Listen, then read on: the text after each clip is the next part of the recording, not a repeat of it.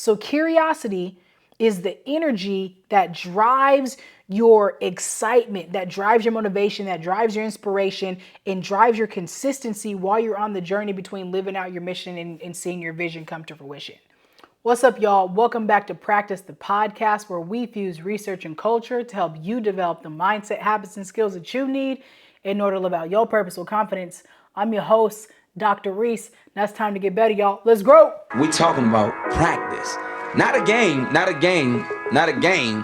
We talking about practice. Practices are meant to be competitive. They're meant to be competitive. If your practices are more competitive than the games themselves, you're doing the wrong thing. Yo, I'm so pumped. I'm fired up because we've been talking about and breaking down the purpose equation. And if you didn't listen to the last two episodes, you got to go back. You got to go back to episode 35 because that's where we started off the purpose equation. And your girl was dropping some bars, some heat. Like I was in Preacher Reese kind of mode. And then we moved into understanding the mission and vision aspect and having the clarity when it comes to those two and living out our purpose. So now we get to tap into curiosity, the power of curiosity and its importance. It is vital to us being able to live out our purpose. And I'm super excited to talk about that today. I'm so glad that you're here. So without further ado, let's get after it. We got to get better. We came here to get better. So let's make it happen. So I need you to, y'all know that term when cats be like, oh, curiosity killed the cat. I need to do more research and figure out like who first started that, because they must have not really enjoyed their life. Like they, to me, sound like the biggest hater and on purpose living person ever. Because curiosity didn't kill the cat. Curiosity invigorated the cat. Okay?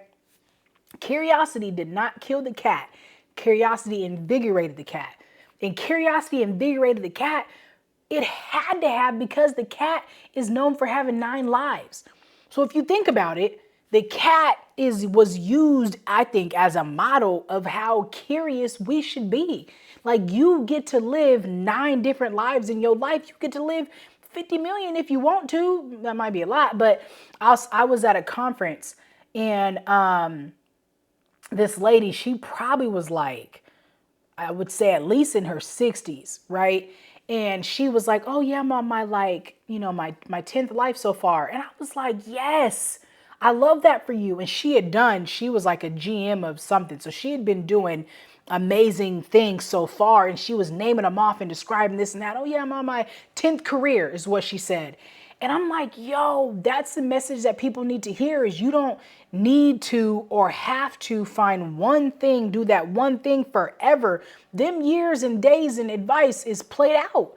And I know millennials and Gen Zs are like, duh, we know that. But this message is for whoever.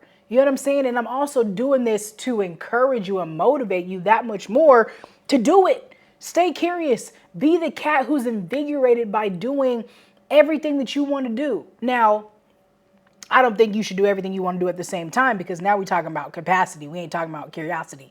However, I think there's a time and place. And there's another quote or saying or cliche saying that a lot of cats talk about, and it's the jack of all trades. And, a lot of folks say, oh, don't be a jack of all trades and a master of none. And I remember I was listening to the Earn Your Leisure podcast, and I think it was Ice Cube, and he said the whole quote, and they were like, oh, I didn't know that was the whole thing. He said Ice Cube was like, I think it's Ice Cube, don't quote me, but it's better, he said, to be a jack of all trades and a master of some than to me a master of none. In my mind, I like to think, because I was a jack of all trades. I remember being early in my career, 23, 4, 5, and having people who were older than me listening to all the different things that I do. And they're like, oh, wow, you're a jack of all trades. And I'm at that point, I was like, yeah. But they were saying it in like a condescending way, that me being a jack of all trades was almost oh yeah, because you're young and, kind of like you're not going to be like that forever, or as if it was a bad thing. And I think being a jack of all trades gets a bad rep, but I think that that's important, because Jack became the Jack or Jackette or Jackie Ina, shout out to her, of all trades because of curiosity. And so I encourage you to jump into that space and become the Etta, Jackiana, whatever of all trades. But don't stay there. So here's how I like to think about it is I went from being a jack of all trades to a master of some to an expert in more than one. Say it again. I went from being a jack of all trades to a master of some to an expert in more than one. And the reason why I can confidently say that and use my life as an example, but also plenty of other people, right, as examples is because I believe, and I said this last episode, that because you have a purpose, that means you have potential. And in order to fulfill your potential and live out your purpose, you have to have gifts. Now, because I have these, gifts. Nobody has one gift. I don't think that anybody just has one gift. I believe people have multiple gifts. I don't think anybody has every gift, because if I had every gift, then I wouldn't need anybody else to help me execute, right? But there are gifts that I have that allow me to live out my purpose and fulfill my potential. So when it comes to that, I have to be a jack of all trades to figure out a couple things, right? To get good. And only through curiosity are you able to do that. Now, in being a jack of all trades, I now have the ability to say, ooh, I like these 4 things. These 4 things give me the most energy, right? So when I was in elementary school, I played every sport in all instruments and did everything. Like I played baseball, basketball, soccer, did gymnastics. I played the trombone, the steel drums, the piano. I did tap dance, ballet, and how many stuck? 1. Basketball, right? Fun. Obviously, there's a piano right behind me if you're watching the video. So I still like the piano. I'm not very good because I gave up. I wish I wouldn't have. But that's a part of the point. And having hobbies, stay curious. The other part is because I became an expert at playing basketball, in playing, I also grew as a leader. Ooh, gift. Right? And then I also grew at being a coach. Ooh, gift. And then I also grew at creating curriculum. Ooh, gift. So from this one gift, I had to pound the stone of my basketball gift to become an expert for it to unfold to me to find, oh, snap, there's other gifts in here. So be a jack of all trades, but then become a master of some. Because when you're a master of some, that will allow you to become an expert at more than one. And when you're in that master and expert level, people pay for that. People will pay you for the years of work and expertise and in craftsmanship that you put into that. It's like the plumber, where they say you're not paying the plumber for, $100 for 10 minutes worth of work. You're paying them for the 10 years of effort that put in for them to be able to do it in 10 minutes. I hope I explained that right. But what that means is like, I'm showing up to you right now in this very moment with 15 to 18 years of being passionate about this and wanting to do this, right? So you're getting all of the effort and energy that's been packaged up for the last 20 years, right? So you're not paying for this piece, you're paying for all of that, right? And because I'm an expert, that's what you're getting. But I was a jack of all trades. But then the thing about the person who becomes a master and an expert is they get to now bring in other people who are masters and experts in the areas that they used to have to be a jack of all trade in. Does that make sense? And that might make more sense to entrepreneurs, but also like think of it like this. If you're a stay-at-home parent or a parent who works and also is doing all the dishes and cleaning and this and that and the third, you're essentially a jack of all trades around the house, right? Now, what if you get to hire out some of those jobs you do at home? Now you don't have to be a jack of all trades in your house. You can create an economy, which is a thought process, right? I'm getting from Rachel Rogers. But like in that though, you can move into being a master of some. Now you can just spend time with your family and be a master at being a mom. because you don't have to be a jack of all trades anymore, but you can employ somebody else who's a master and an expert at what you just used to be a jack of all trades at. I mean, I hope this is sticking and making sense. I hope it is. I hope it is, because in my mind, I'm like, it makes complete sense to me. So I hope that I'm doing a good job of explaining it in a way that also makes sense to you, to where you're like, okay, boom. I'm going to start out being a jack of all trades, and I'm allow my consistency to drive me to be a jack of all trades. That's number one. Once I'm a jack of all trades, and and everybody's trades is different, but once I'm a Jackie, etta, whatever of all trades, in that, I get to find out what gives me the most energy, what leads me to boredom, what am I just not that good at, what did I try and not just fail because of effort, but fail because it was like, ooh, this ain't for me. This isn't my thing. What are the 1 to 2 to 3 things in that I can now squeeze and become a master of? So jack of all trades, and then what do I want to master? Right? What do I want to master? And then in me mastering some things, I can crack open some of those things and then become an expert at more than one.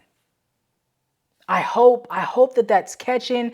And the reason why this is important is because your purpose is connected to people and profit. I say it all the time and I mean it. And if you are, I don't care what type of line of work you're in, where you're at in life, I pretty much believe we all want to impact people and make a profit. And when you're an expert at whatever it is that you do, that's going to happen. I don't want somebody, I'd rather have an intern who's a jack of all trades be a part of what I've got going on. I've got more patience for somebody who's a jack of all trades than I do somebody who claims to be an expert. Does that make sense?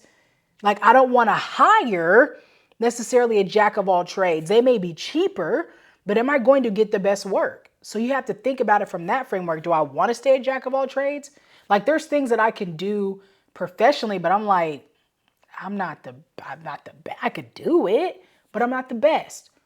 But the only way that I know that I'm living out my purpose is because I stayed curious along that journey. So it's almost a process you need to go through at any point in time, right? You got to go through that process. Encourage other folks to go through that process. So that was a lot. I didn't expect to spend that much time on that, but I really wanted to really help us understand the framework of that and the power of curiosity and how being curious can lead you to the areas that you are destined to be an expert in, right? Which is connected to your purpose. So let's move forward. When it comes to curiosity and why it's such a vital aspect to our purpose, it's because the systems that we grow up in often tell us opposite, right? Like I just mentioned, it's usually go to school, go to K through 12, go into higher ed, get a job, stay there, boom, right? The systems, the world, society, expectations, what we see most of the time is opposite of what I think our purpose calls us to do. Our purpose calls us to be curious. Because being curious is fun and leads to creativity. And there's jobs that exist right now that didn't exist 10 years ago because somebody was curious. There's jobs that are going to exist in 10 years for people who are in 5th grade right now that didn't exist now, that don't exist now, but that will exist then because somebody right now is being curious enough to create a better world. Your purpose hinges on your ability to be creative and curious and stay that way. So you have to fight society, right? Another thing is your confidence is dependent on your ability to be curious. If you're not curious, then you stop learning and growing and developing, which again is how Jack became an expert, right? From one spot to another, Jackie went from being a jack of all trades to an expert, right? And when you're an expert, you're confident. And that, again, is why it's so important to your purpose and vital to your purpose is saying, bump what the society tells me to do. I don't have to just stick in this one. I can have 10 different occupations. I can be curious because you were born to be great at more than one thing. And then also to be able to put other people on in that same aspect and help employ other people in their gifts and talents. And so curiosity is vital because it influences creativity and helps us grow in our confidence. The other aspect of curiosity is it's where we discover our passions, right? It's You only really know what you're passionate about because you've done it. Think of kids, and when kids are starting to eat, their palates are like, ugh, and they don't want to eat. They don't want to eat nothing green, right? Unless it's like a gummy worm or something. They're like, oh, I don't like it. And you're like, how do you know you haven't even tried it yet? Our passions are kind of the same way. Like, you need to try things. If you don't try things, if you're not curious enough to try to get creative, how do you know you do or don't like something? And how do you know that that something isn't connected to you and your purpose in some kind of way? Or at least you having that information isn't important for you to be able to give off to somebody else. So curiosity is where we discover our passions, and our passions are things that, right, ignite us in our fire, that get us super excited, which is attached to our gifts and our talents. But you have to be curious enough to even figure out how to go out and do. And I believe that's what school should be about. All levels of school is discovering your passions and learning more about them and elevating them and becoming an expert in your passions. I don't care whether it's as a hobbyist or a professional and getting paid. Like, that should be it. So the next thing I want you to think about, again, back to the child aspect, is like, see curiosity through a child's eyes. If you're familiar with kids in any way, shape, or form, especially under third grade, I'd probably say K through probably second, they see the world different. They see the world as limitless. They see the world as like, I can do that. They have a different kind of belief. They don't not think that there's much anything they can do. And the reason why this is important is because they have a belief in themselves, and they're curious. They want to know. They want to touch. They want to see. They want to smell. Hey, what are you doing? Why is that? Stay childlike curious. Because when you're childlike curious as an adult, this is going to influence your excitement for your life. When you're childlike curious as an adult, it's going to give you another set of energy to go out and do things that give you joy, right? That, again, that taps into your passions, that allow you to say, you know what? Like, this helps you heal your inner child, is to stay childlike curious, to have that limitless belief, right? What can I do? Why can't I do it? Who said I couldn't do it? Why shouldn't I do it? Whatever the it is, I want to encourage you to go figure that out. So I want you to think about this. Great leaders are curious. And the reason why great leaders are curious and why this benefits them is because when you're curious, you find solutions. And you're solution focused. You're not just problem focused, right? It's bring me a solution. Don't just bring me the problem. Like Shonda Rhimes says this, and she was like, I tell my employees, don't come up to me with a problem unless you have the solution to the problem. Because she's off creating books or movies and scripts and all these different types of things. So if you're going to bother my creative process while I'm trying to be curious, you better bring me a solution. So when you are forcing folks to be solution focused, you're forcing them to be curious about what are all the ways we can solve this problem. And what's dope about this is this helps cultivate a resilient mindset, because it helps you know, okay, I'm not done yet, I'm not finished, I got to figure it out. And now you're resilient and tough, and you're developing self-efficacy of like, I can go through all these difficulties and not stop and not finish because I'm curious to know I got to get to the end. So when it comes to living out your purpose with confidence and understanding what your purpose is and understanding the equation and how your mission and vision is connected to the curiosity is almost everything, because that's what's going to keep you committed to the process. Your curiosity is going to say, I'm going to stay committed to the process because I know there's a solution to this. I just haven't found it yet. So now you don't have no give up. We talked about last episode your mission and vision being the reason why I start and the reason why I finish. And that curiosity creates that energy that you need to continue on the process, to continue on the journey, to get to that next destination. And what's dope is you may get to your first level of vision, because oftentimes we don't catch the whole vision, we just catch some of the vision. You may get to your first level of vision and be like, ooh, I bet you there's more. I bet you if I could do this, How curious can I be at how much more I can do? Right? And it's not about accumulation. It's about, like, if I'm still living, it's about exploration. Curiosity is not about accumulation. It's about exploration. And if I can explore all these different avenues, think about how much more excited, motivated, and inspired you will be about the life that you're living. And when you live in that way, you're modeling it for others to live that way. And then think about how much better of a world we'll have because of that. So curiosity is the energy that drives your excitement, that drives your motivation, that drives your inspiration, and drives your consistency while you're on the journey between living out your mission and seeing your vision come to fruition. I hope that makes sense, because a lot of people get fooled into thinking, once I get the profession and I'm making the profit, I'm in the right spot, I'm done being curious. But if you can stay curious, you can continue to make magic out of your life. You can continue to open new doors for yourself and other people. You can be a great leader and a great asset to any team, because you're going to add value, because you're always curious and exploring all the new options that could happen. And another thing about curiosity too is, again, going back to your purpose being connected to people and profit, is when you're curious about other people, that's a big deal. That helps you build relationship. That helps you have solid conversations. It helps people know, like, wow, they're listening, or wow, they really care. So curiosity, I would say, is also steeped in caring about others and yourself. So curiosity did not kill the cat.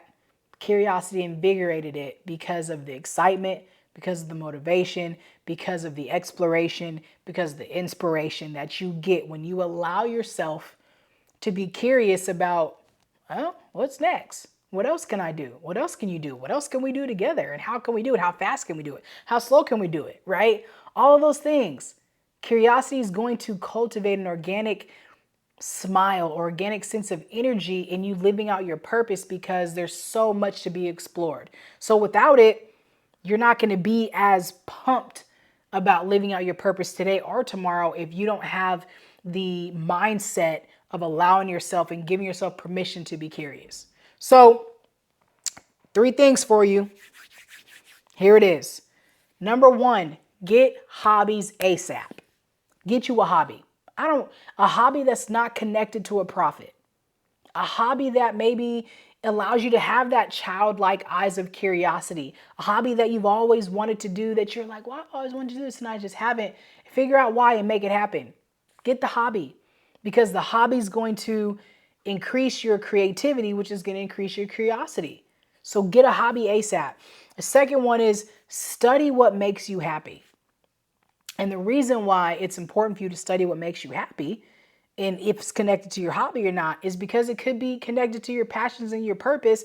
It's going to cultivate organic energy that you need to proceed and be you. And when you're happier, you're more joyful, you have your well-being is better, and you become a better person to other folks. Again, people, profit, all of that comes together.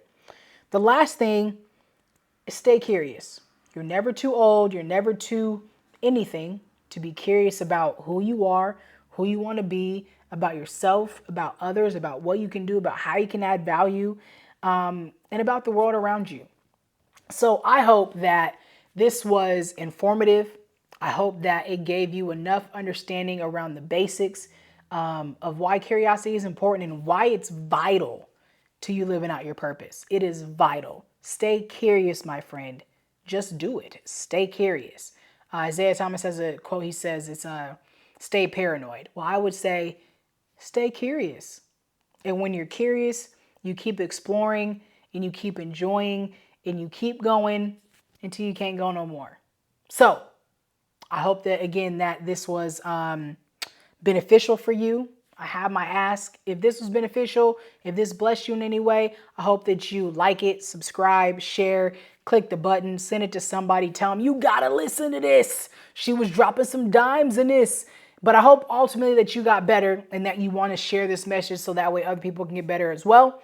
But at the end of the day, 2 things for you. I got you to remember that you are the bag and you are worthy of living out your purpose with confidence. I love you. I appreciate you. Until next time. Peace.